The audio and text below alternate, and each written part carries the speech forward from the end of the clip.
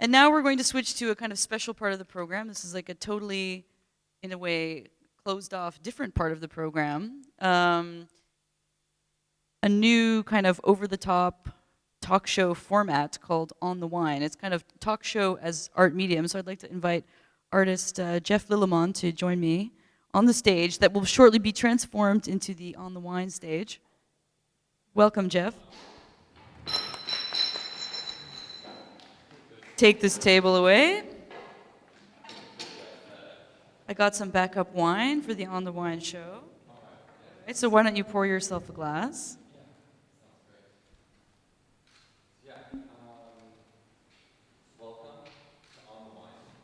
Turn on your microphone. It's no. Think so? Is it on now? It's on now. Yes. Great. Okay. Yeah, so welcome to this On the Wine format. So basically, the idea is to have a little bit of a discussion and a little bit of a flow in a casual sense about the dance that art and technology played together.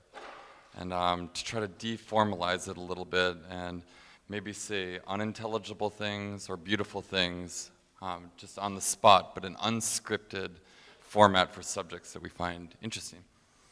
Yeah, and in a casual kind of conversational, here we are at home with our wine. Yeah. Cheers, by the way. Oh yeah, cheers. And this is our pilot episode. This is our pilot episode. We hope you enjoy it. But the first thing, of course, it's appropriate that we're consuming some kind of a drug because I think digital drugs is going to form a major part of this conversation, actually.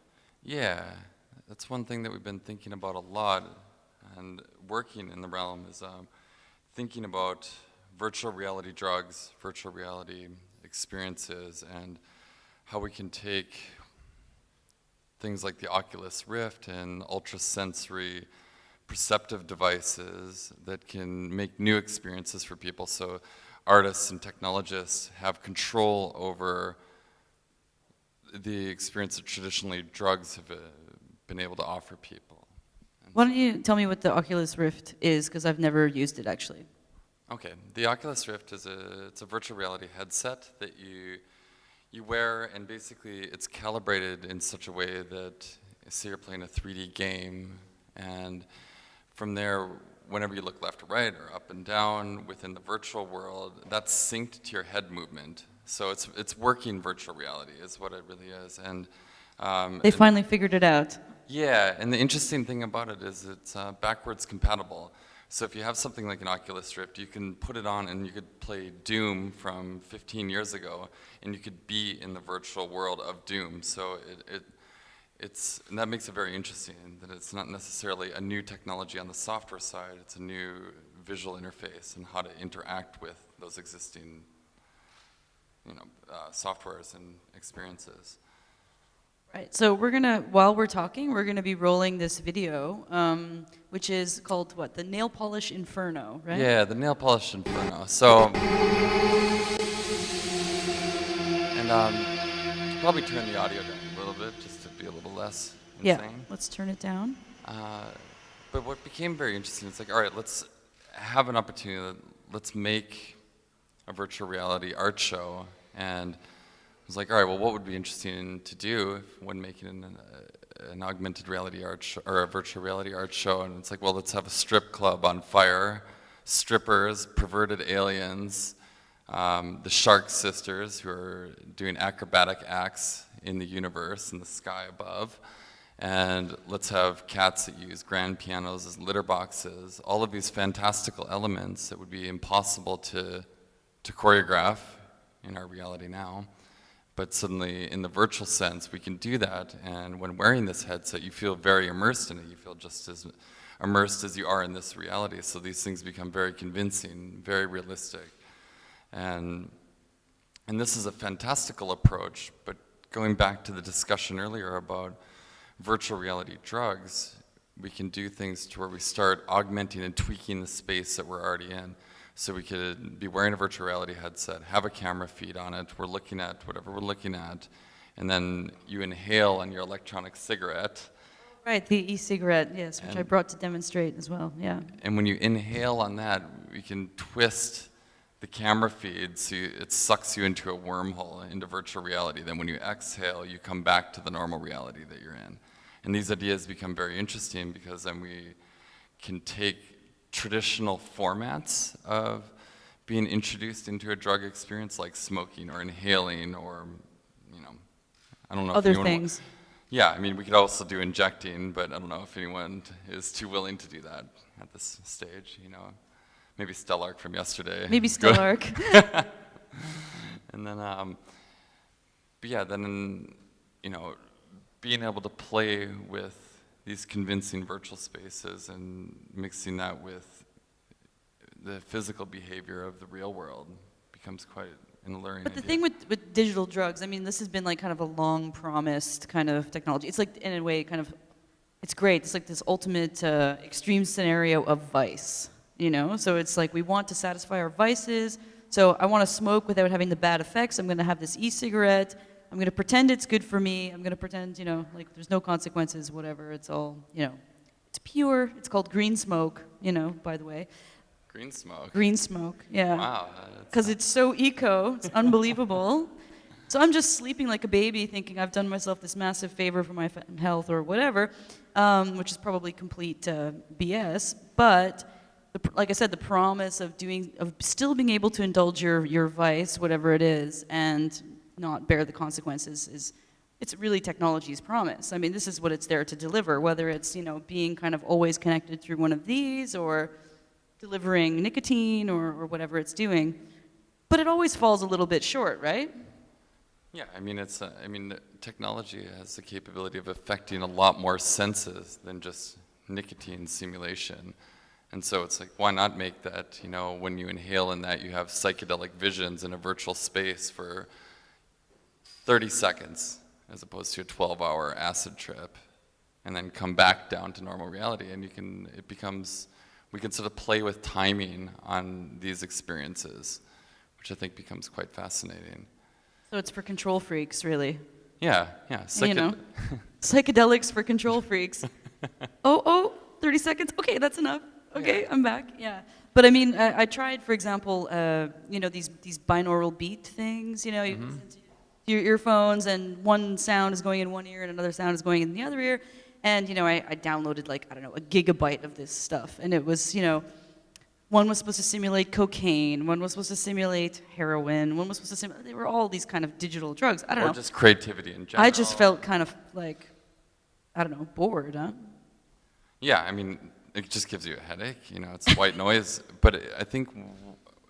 So how does this develop from, like, kind of take that to the next level? The binaural audio stuff has been going on for ages, and there used to be this scientist Gansfeld, and he invented the Gansfeld effect, which is where you took a turntable and put a cylinder on it with holes on it and put a light in it, so as the turntable spun around you'd get a strobic effect. It's like an early strobe light. And from there, you'd cut a ping pong ball in half and have the two little sockets, and you put over your eyes. And then what that does, though, when you're looking at a strobic effect with those ping pong balls diffusing the light, you see a constant rate. You don't see any shadow or shape. You just see like light values. And from there, if you listen to that with binaural audio for a half hour and meditate and concentrate, it can induce certain hallucinations and bring you into, and so you can get into the hypnosis of the binaural audio in a more focused way. And so I think that's where that becomes a little bit more effective than being like, oh, I'm just going to put on this MP3 and see if I have the effects of, you know, whatever you're going after. But like, how come that didn't take off then? I mean, you know, it sounds like pretty easy. You know, you got a turntable, you got a thing, you got two golf balls in your eyes or something. I think it's just kind of awkward for a lot of people. You know, Yeah, but somebody should have productized that, you know? Like, there was like an opportunity to... Well, maybe that's where the virtual reality drug and this whole techno-shamanism, or whatever you'd want to call it, you know, is going to come into play when it becomes a little bit... Yeah, I mean, like, even if you did productize it, you know, what would you call it? Like the hypnotic, you know, binaural drug Gansfeld experience.com, and then, you know, you buy a headset. The golf ball in your eye experience. Yeah, no, I don't know. Maybe that's not very catchy. But what do you mean by techno-shamanism then? Because I kind of, having it being experienced in these things. I mean, I think it's, I mean, when artists and designers and technologists have control over virtual reality worlds, we're suddenly not limited to the constraints of the physical reality. Like a lot of people can't afford to buy all of the elements that would, to make an animatronic art show inside of a strip club that looks like it's on fire. And it basically becomes a lot more room for experimentation, and with that is going to become people that have priorities of emotional prowess and sort of triggering spiritual feelings, religious things could even come into play with this. Is this going to save the Catholic Church? Because, they're really in a lot of trouble. Maybe. If they pay me, I'll make a Catholic church like Ghost of Hell. Christ On fire with all the major artworks in the yeah. vault, in the Vatican vault. Yeah.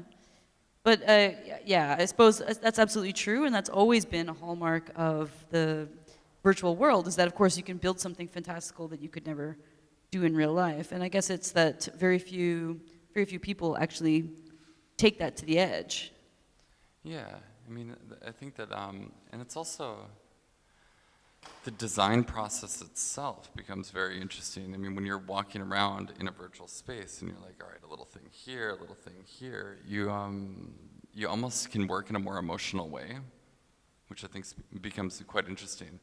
Like As an artist, you mean? Yeah. How and, so? And also with like getting into the spiritual headspace, getting into a little bit more of, like you're not constrained by technology anymore, because you're in a space with limitless possibilities, which I think becomes... It's kind of amazing, though, like how, this is, the Nail Polish Inferno is like pretty fantastical and amazing, and, a strip club on fire with all these characters in that. I hope we're going to talk about the characters, too, because I think they're pretty interesting. Yeah. But, Second Life was like the biggest example of the biggest letdown in the whole history of all of that. It was like, okay, everybody, you can go in there and you can set yourself up and you can be whatever you want.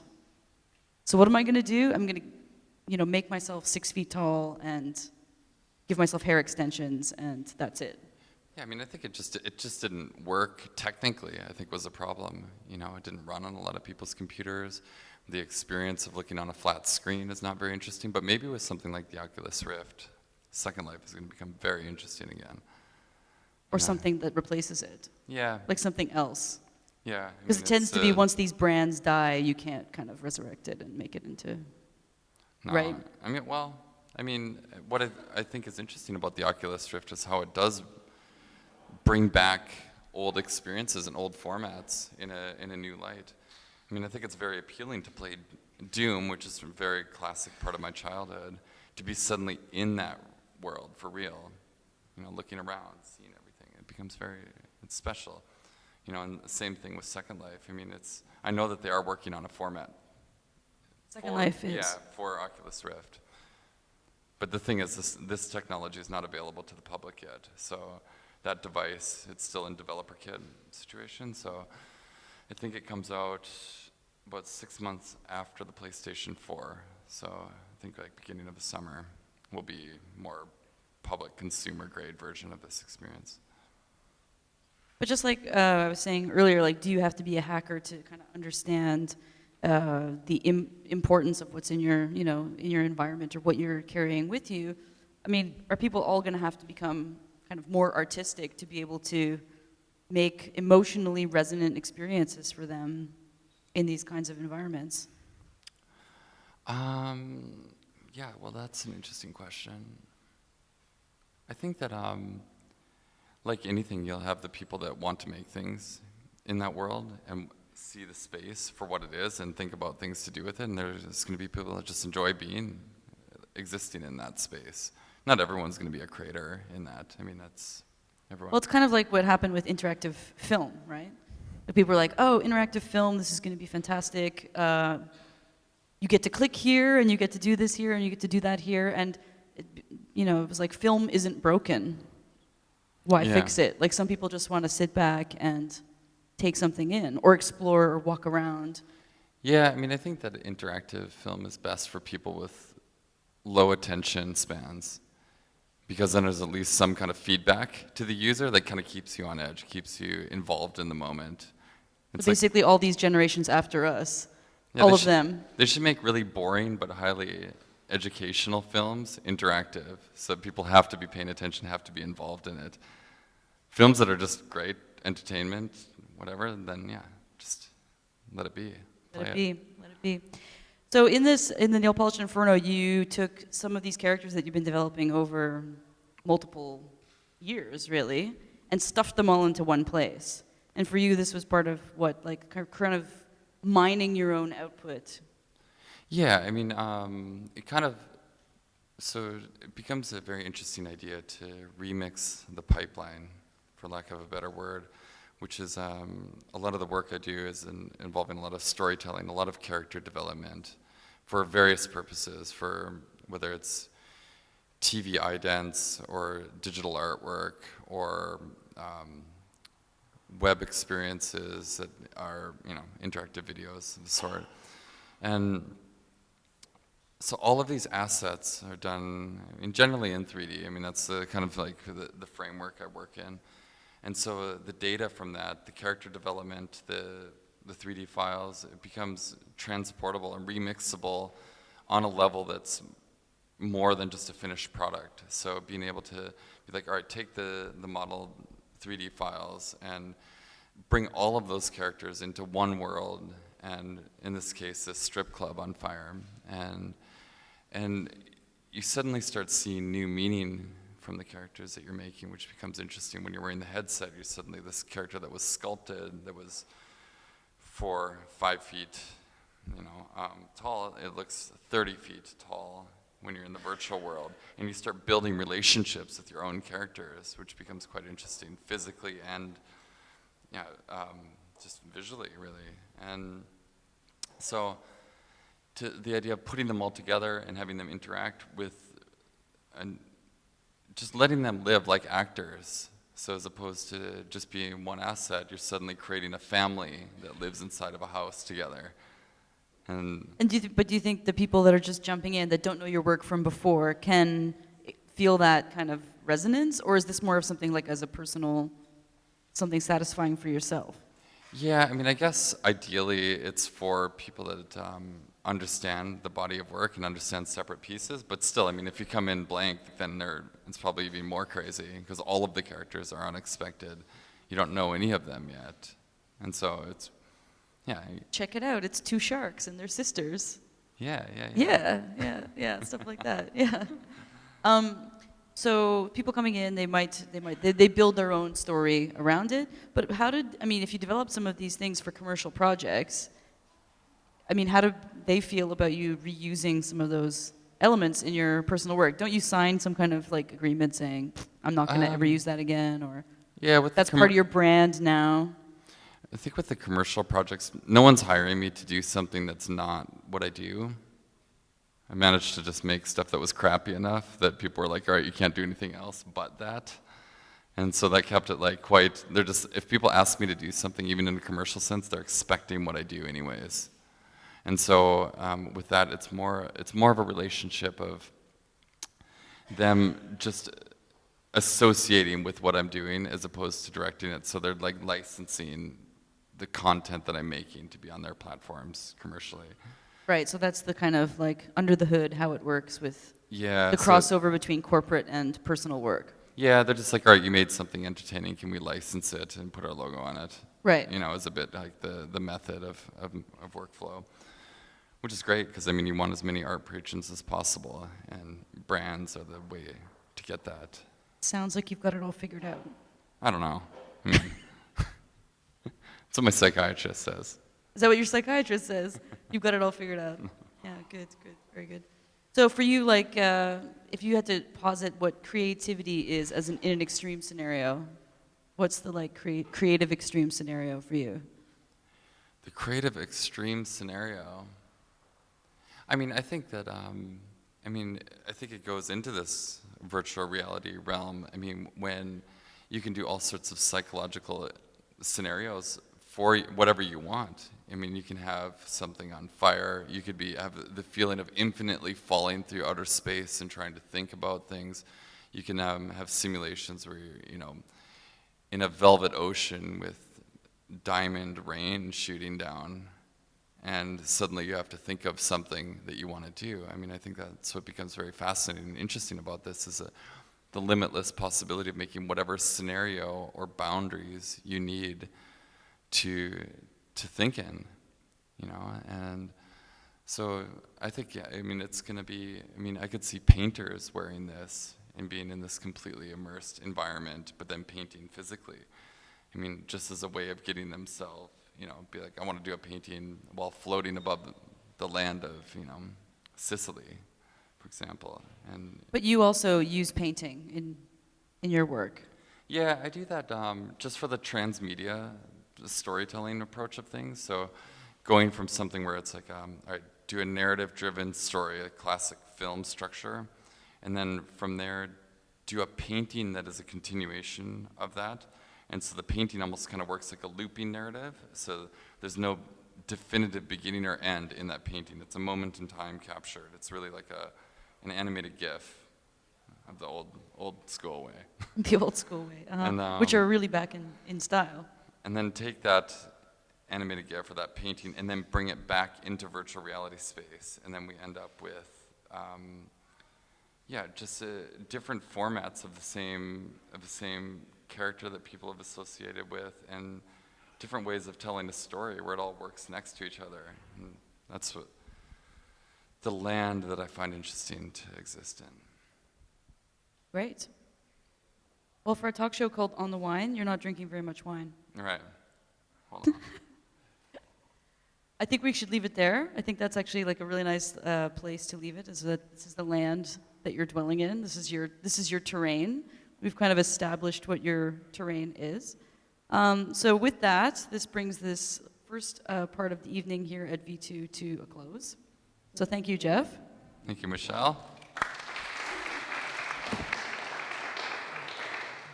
The next part of the evening here at V2, we're just going to do a very quick changeover, and then we're going to have a book presentation. So it's a new book called Image Management by Kim de Groot, and they're going to be presenting at the round table in the center here. So now you've got 5 minutes to get up, stretch your legs, go to the bar, and then we'll be back in 5. Thank you.